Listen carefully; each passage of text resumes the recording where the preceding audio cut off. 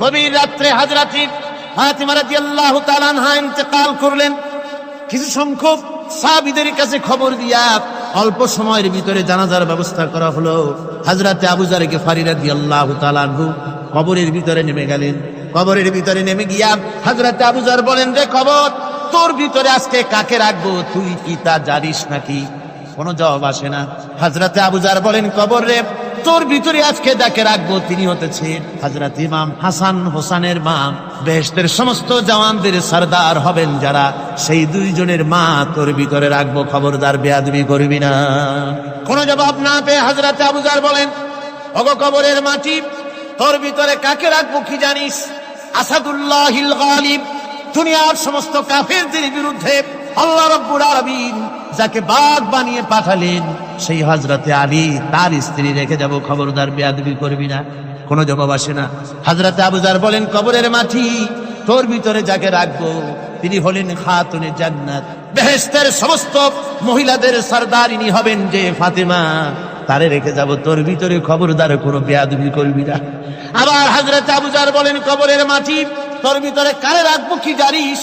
তোর ভিতরে আজকে যাকে রেখে যেতেছি তিনি হলেন আখেরি জামানার পয়গম্বর বিশ্বনবী জনাবে মুহাম্মদ রাসূলুল্লাহ সাল্লাল্লাহু আলাইহি ওয়াসাল্লামের কলিজার টুকরা মা ফাতেমাকে তোর ভিতরে রাখবো, খবরদার কবরের মাটি বেয়াদবি করবি না। কিতাবে এসেছে হযরতে আবু যরকে বাড়ি শুনতে পেলেন, আওয়াজ এলো, কে যেন বলতেছে, রে আবু যর, আমি ফাতেমা কি চিনি না, হাসান হোসেনের মা কি চিনি না, আলীর স্ত্রী চিনি না, রাসূলের মেয়ে মা ফাতেমা কি চিনি না। আমল যদি ভালো হয় আমার ভিতরে, আমল ভালো নিয়ে যে আসবে শান্তিতে থাকবে, আর আমল যদি খারাপ হয় আমার ভিতরে, তার অবস্থা চূড়ান্ত হয়ে যাবে। আমার ভাইরা, আমার বন্ধুগণ, আমলের উপরে ভিত্তি করে কিয়ামতের দিন নাজাত হবে। আমল যদি খারাপ হয়ে যায়, কিয়ামতের দিন কেউ তাকে বাঁচাতে পারবে না। এই জন্য কিয়ামতের ময়দানে, হাসরের দিনে আল্লাহর হাবিব জনাবে মুহাম্মদ রাসূলুল্লাহ সাল্লাল্লাহু আলাইহি ওয়াসাল্লাম সিজদায় পড়ে কাঁদতে থাকবেন। আল্লাহ রাব্বুল আলামিন বলেন, হাবিব রে, আপনি কাঁদেন কেন?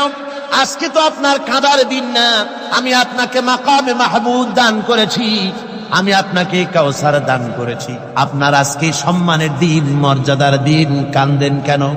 আল্লাহর হাবিব বলবেন, রব্বুল আলামিন মাকামে মাহমুদ পেয়েছি, কাউসার পেয়েছি, কান্দি এই জন্য আমি দেখতে পাচ্ছি আবার সামনে দিয়া ফেরেশতারা আমার উম্মতগুলি জাহান্নামের দিকে নিয়ে যায়।